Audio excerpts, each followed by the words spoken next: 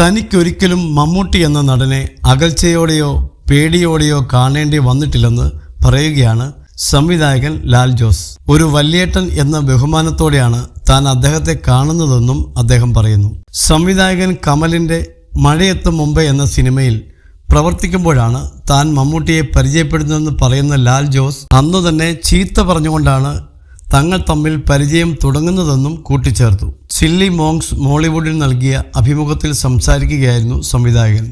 എനിക്കൊരിക്കലും മമ്മൂക്കയെ അകൽച്ചയോടെയോ പേടിയോടെയോ കാണേണ്ടി വന്നിട്ടില്ല. എന്നും ഒരു വല്യേട്ടൻ എന്ന റെസ്പെക്റ്റോടെയാണ് അദ്ദേഹത്തെ ഞാൻ കാണുന്നത്. കമൽ സാറിൻ്റെ മഴയെത്തും മുമ്പേ എന്ന സിനിമയിൽ വർക്ക് ചെയ്യുമ്പോഴാണ് ഞാൻ അദ്ദേഹത്തെ പരിചയപ്പെടുന്നത്. അന്ന് തന്നെ എന്നെ ചീത്ത പറഞ്ഞുകൊണ്ടാണ് ഞങ്ങൾ തമ്മിൽ പരിചയം തുടങ്ങുന്നത്. എനിക്ക് അന്ന് തന്നെ അദ്ദേഹത്തെക്കുറിച്ച് മനസ്സിലായ ഒരു കാര്യമുണ്ട്. നമ്മൾ ഫേക്ക് അല്ലെങ്കിൽ അദ്ദേഹത്തിൻ്റെ അടുത്ത് ഒന്നും പേടിക്കേണ്ട ആവശ്യമില്ല. നമുക്ക് ചിലപ്പോൾ തെറ്റ് സംഭവിക്കാം, ചില കാര്യങ്ങൾ അറിയാതിരിക്കാം. കാരണം ലോകത്തൊരാൾക്ക് എല്ലാ കാര്യങ്ങളും അറിയണമെന്നില്ലല്ലോ. എന്നോട് ചോദിക്കുന്ന കാര്യങ്ങൾക്ക് ഞാൻ അറിയില്ലെങ്കിൽ അറിയില്ലെന്ന് തന്നെ പറയും.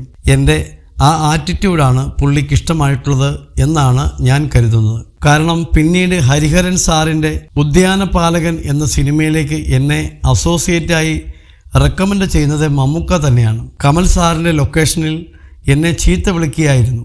പല കാര്യങ്ങൾക്കും ചീത്ത പറഞ്ഞു. ഞാനന്ന് അസിസ്റ്റൻറ്റ് ഡയറക്ടറാണ്, അസോസിയേറ്റ് പോലും അല്ലായിരുന്നു.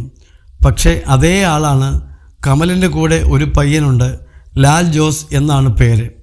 അവൻ നല്ല പയ്യനാണ്, അവനെ വിളിക്കാം എന്ന് പറയുന്നത്. അദ്ദേഹത്തിൻ്റെ സ്വഭാവം മനസ്സിലാക്കി കഴിഞ്ഞാൽ പിന്നെ കുഴപ്പമില്ല. എനിക്ക് ഏറ്റവും ഹാൻഡിൽ ചെയ്യാൻ എളുപ്പമായി തോന്നിയിട്ടുള്ളത് മമ്മൂക്കയെയാണ്. ഇത്രയും നാളത്തെ പരിചയം കൊണ്ട് അദ്ദേഹത്തെ അസ്വസ്ഥനാക്കുന്നത് എന്താണെന്ന് നമുക്കറിയാം. അദ്ദേഹത്തിൻ്റെ ഭാവം മാറുമ്പോൾ തന്നെ മനസ്സിലാകും, ലാൽ ജോസ് പറഞ്ഞു.